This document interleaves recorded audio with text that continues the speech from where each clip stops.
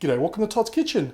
This cake is a little bit different, but it works so well and it tastes absolutely delicious. So join me today as I make my version of a strawberry custard cake.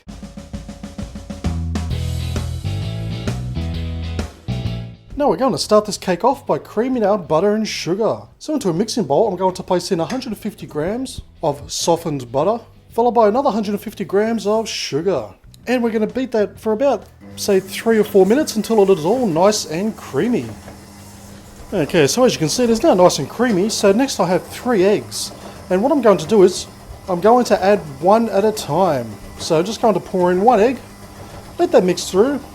Once it's completely mixed through, we're going to add the second egg and then the third egg. Okay, once it's mixed through, I'm just going to add a dash of vanilla extract. Okay, now that's all mixed through, I'm going to add in 150 grams of self-raising flour. Then to that, I'm going to add an additional 1 teaspoon of baking powder. Now, of course, if you don't have self-raising flour, use normal flour, but add 2 teaspoons of baking powder. And simply mix it through until it's just combined. Just try not to over-mix it, because otherwise you're going to get a dry cake. Okay, so I've got a greased brownie dish. It's just a shallow dish. So all we have to simply do is just carefully pour our batter onto our dish.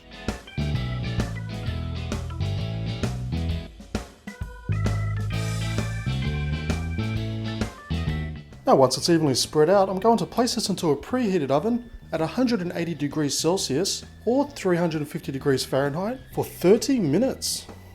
Now while the cake's in the oven, I have a pot on the stove on a low heat. So to that I'm just going to add in half a litre or 500 ml of milk. And we're just going to bring that up to a slight simmer. Now while the milk's heating up, into a separate bowl, I'm going to place in 50 grams of sugar, 40 grams of custard powder, and this is just normal vanilla custard powder, and 1 egg. And just give it a quick mix around until it's just combined. Okay, so our milk's come to a simmer. So I'm just going to slowly add a little bit at a time, just till we add, say, about half a cup worth or a few tablespoons. And this is just going to temper this mixture. Okay, now while stirring at the same time, we're going to slowly add in our custard mixture. Okay, now that's all combined, we're just going to slowly bring this up to a simmer, and we're going to let it simmer away for about 4 minutes until it starts to thicken up. Okay, so it's been a couple of minutes now, look at that. It's nice and thick, and that's exactly how you want it. So we're just going to take this off the heat now, and we're going to place this into the fridge to completely cool. Okay, so all that's really left now is to place on our cooled down custard on top of our cake.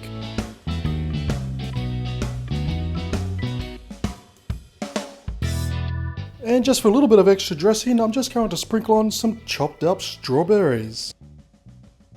And there we go, and I'm sure you'll agree, it is very easy and effective for the amount of time that you put into it. Especially that lovely, thin but spongy cake, topped off with that delicious custard, and with a sprinkle of strawberries. When you slice up this, it's going to taste simply delish.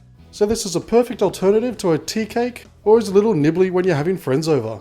So thank you for watching this episode of Todd's Kitchen. As always, I'll leave a list of ingredients down below, as well as links to my Facebook, Twitter, Instagram, and Home Handy Hints channel. And please do me a massive favour by giving this video a thumbs up, leave a comment and subscribe, and I'll see you next time for another delicious recipe.